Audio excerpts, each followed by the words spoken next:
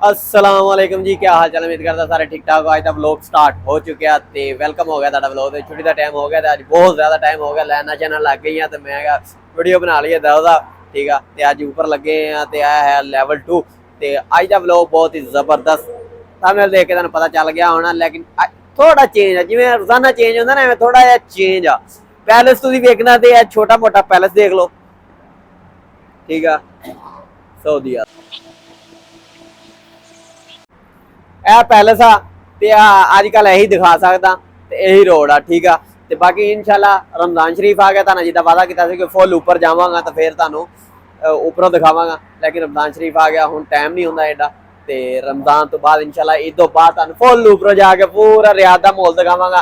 फिलहाल palace अलहमदुलिल्लाह ticket हो गई आ, जाना वा अच्छे ब्यूटीफुल पैलेस ते इंशाल्लाह ईद ते तुहानू विजिट करवाना वा मक्का मुकरमा मदीना मुनव्वरा।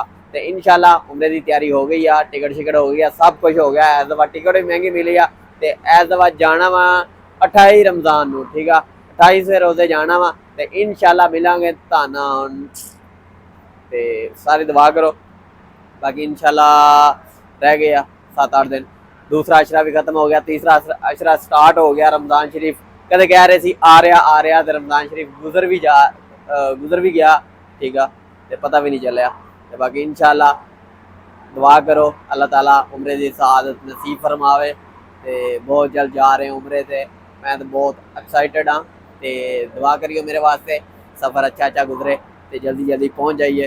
फिर ईद इंशाल्लाह एज दफा उम्मीद आ ईद जी है ना वो मक्का मुकरमा के अंदर इंशाल्लाह एज दफा अदा की जाएगी, क्योंकि एज दफा जाना जो असी तो अगले दिन ही ईद होनी आ पक्का।